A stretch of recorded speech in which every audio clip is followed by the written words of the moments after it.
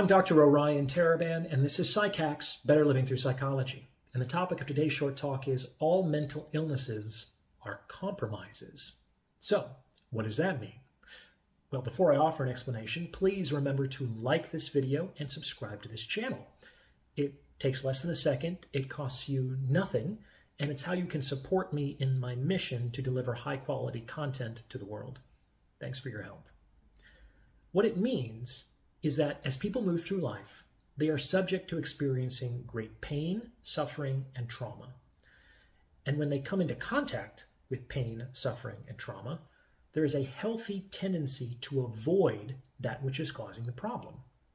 The issue is that the problem, the pain, suffering, and trauma, exist in reality. And by avoiding the problem, they're avoiding reality. Now, if they avoid reality too much, they will create other forms of pain, suffering, and trauma because they will be acting in a way that's not grounded in reality. As Ayn Rand said, you can avoid reality, but you can't avoid the consequences of avoiding reality. So all mental illnesses constitute a compromise solution. They seek to avoid the pain that exists in reality as much as possible, while actually avoiding reality itself as little as possible. And the degree to which folks will be successful in their compromises depends on a host of factors, including their temperament, their intelligence, their social context, and their overarching culture. Pretty interesting, huh? When folks are fairly successful in their compromise solutions, we call them neurotic. This means that they've distorted reality somewhat to avoid coming into contact with the pain that exists there, but that their reality testing is still largely intact. Neurotics suffer from a mitigated pain of reality in addition to the pain created by their reality distortions, but the sum of both is considered to be less than the unmitigated pain of reality. On the other hand, when folks significantly distort reality to avoid coming into contact with the pain that exists there, we call them psychotic.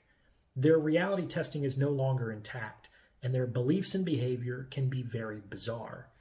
Psychotics often no longer suffer from the pain of reality, but they can suffer a great deal from the pain created by their reality distortions. That said, the pain created by their reality distortions is still considered to be less than the unmitigated pain of reality, so this does represent a solution of sorts.